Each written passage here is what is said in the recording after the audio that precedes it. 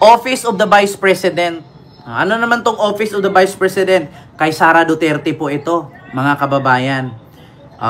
Di ba kanina dapat, pinatawag ang OVP para salain, para himay-himayin yung kanilang ni-request na pondo sa opisina ni Sara. May sumipot ba? Tanong ko lang mga kababayan, paki-comment.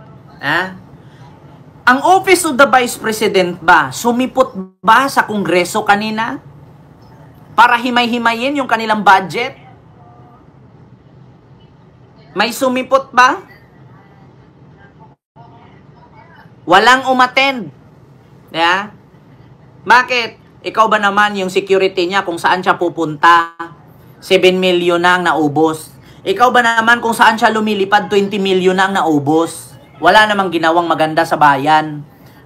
Kaya ngayon, pinatawag sila sa Kongreso, walang lumusot, walang sumipot. Kasi ganito po mga kababayan, may kumakalat po na balita ngayon. Tanungin ko lang po kayo mga kababayan kung totoo po ba. Walang umattend hanggang alas 3, wala. 2:40 ngayon, tapos 3 PM, wala talagang umattend. Kasi mga kababayan, ang dahilan siguro nila, tanungin ko lang kayo kung totoo man ito, may nakarating po sa akin. According po sa akin, pinost po ito ng Palawan Star. Kaya siguro lang di umano. Kaya walang Office of the Vice President members na umattend sa Kongreso kanina para sa kanilang 900 million budget na hiningi sa pondo. Kasi daw, isang kongresista, si Jose Alvarez ng Palawan, ang mag-i-sponsor sa 2026 budget ng Office of the Vice President. Wow, ang yaman naman ni Congressman Jose Alvarez ng Palawan. Congressman Jose Alvarez ng Palawan ang mag-i-sponsor ng 2026 budget ng Office of the Vice President according sa Palawan Star, mga kababayan. Jose Alvarez ang mag-i-sponsor daw. Basahin ko lang kung totoo man ito. Nakashare lang sa akin mula sa Palawan Star Facebook page.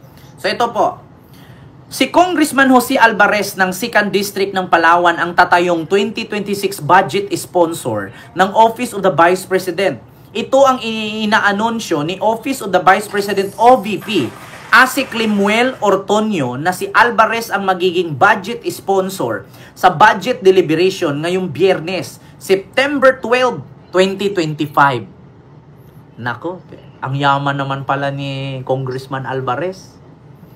Kita ninyo? Kaya siguro hindi na umattend Kaya siguro, nagtatanong lang. Ito ba ang dahilan kaya hindi umattend ang staff ng Office of the Vice President dahil sinagot na daw ni Congressman Jose Alvarez ang budget ng Office of the Vice President sa 2026. So magkano nga ba ang hiniling na budget ng Office of the Vice President? 900 million. 900 million. So ngayon mga kababayan, habang ipinost ito ng Palawan Star, di ko sure kung totoo ito, nagtatanong lang. May mga umaaray na residente ng Palawan na mga constituent ni Congressman Alvarez. Nako, eto na. Kasi sinagot daw ni Congressman Alvarez ang budget ng Office of the Vice President sa 2026 na almost 900 million yun 900 million yun. Mahigit 900 million. So, ang yaman pala ni Congressman, Kasi 900 million, kulang-kulang 1 billion. So ngayon mga kababayan, ito, sabi ni Pal Awinio, they will always flock together. Parang may magnet yan Sunod, korupsyon laganap sa Palawan, silipin nyo din. Sabi ni Cramid Perez, umaaray yung mga taga-Palawan. Kasi bakit daw ini-sponsoran yung Office of the Vice President samantalang yung constituent ni Congressman Jose Alvarez ng Palawan. Ito, isa, yung mga nag-comment kay Kong Lolo, bulag kalaban yan sa politika. Di nila nakitang improvement na gawa niya sa patubig buong Palawan. Yan at marami pang streetlight, tulong na may sakit, gamot, hospital, dapat tingnan nyo din. Doon ako biglang nawala ng gana kay Inday, sabi ni Rock My Word. Isa pa tong kurakot, inubos ang napuno sa Palawan, naku po, ano na lang mangyayari sa mga Pilipino, sabi ni Yang Yang. Ito pa, hindi nyo ba alam, magagraduate na lang ako ng college sa PSU PPC at halos weekly kami umuwi dito sa Quezon. Walang maayos na kalsada. In fairness po kay GCA, sa kanya lang po naging maayos ang mga kalsada. Sino po bang nakaranas? Sasakay ka lang ng kalesa ng kalabaw, tatawid, sobrang putik. Birds of the same feathers flocks together. Inipit ng buhaya sa congressman ang OBP budget. Maraming natulungan si Alvarez.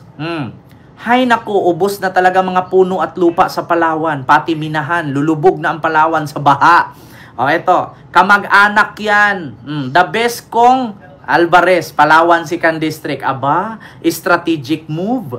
Unahin mo sana yung lalawigan sa Palawan. Diyos ko Lord, naku po patay. Grabe kayo wala na ba talaga budget? Kaya untouchable si lolo natin Namahagi din kayo, sabi ni Mader. Kita ko. Katotoo lang mga kababayan. Maraming mga taga Palawan na nagsabing magaling daw ito kasi may mga kalsada, street light. Yung iba naman nagreklamo na ubos daw ang puno sa Palawan tapos may mga minahan daw.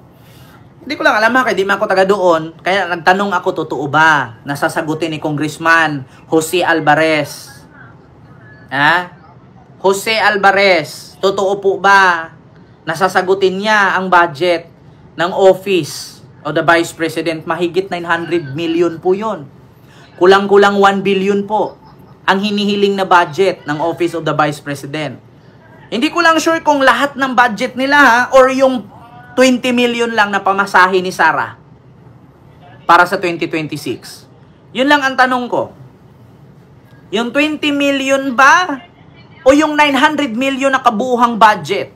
Mga kababayan, yun lang ang tanong ko Kasi ito po'y kumalat ngayon at may nag-share lang sa akin, Ken. Kaya siguro hindi umattend ang Office of the Vice President sa patawag sa Kongreso kasi sinagot na daw ni Congressman Jose Alvarez ang budget ng OBP. Ito, Palawan Star ang nag-post.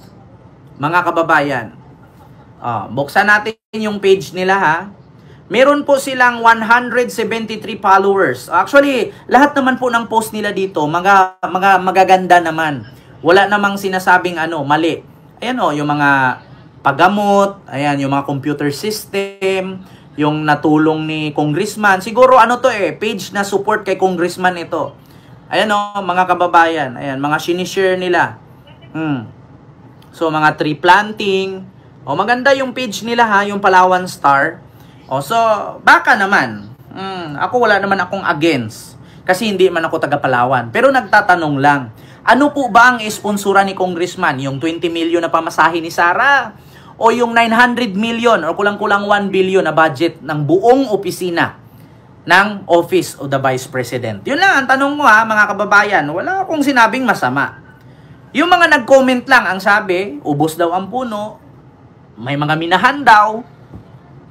Yung iba naman, nasasayahan kasi si Congressman lang daw ang nakakapagparoon ng kalsada dyan, nakapag-ayos, nakalagay ng street light. Wala naman tayong sinabing masama, nag-share, nagre-react lang. Kaya siguro, hindi na umaten. Ako ba naman, kailangan ko pa bang himay-himayin isa-isa dyan kung may sponsor na? Di kong bibig na lang. Bakit? May sponsor na ako, bakit pagurin ko pa sarili ko dyan mag-explain? Tapos yung 900 million, hindi naman yan ibigay lahat kasi kukupitan pa yan. O baka ikakat pa yan ng Congress. Yan ang masasabihin nila. Kami po ay umaasa na sana hindi ikakat yung budget ng OBP. Sana yung 900 ay mananatiling 900. Ganun agad ang reaction nila. So, yun lang, tanong ko, mga kababayan. Sara All may sponsor. Mayaman siguro si Kong.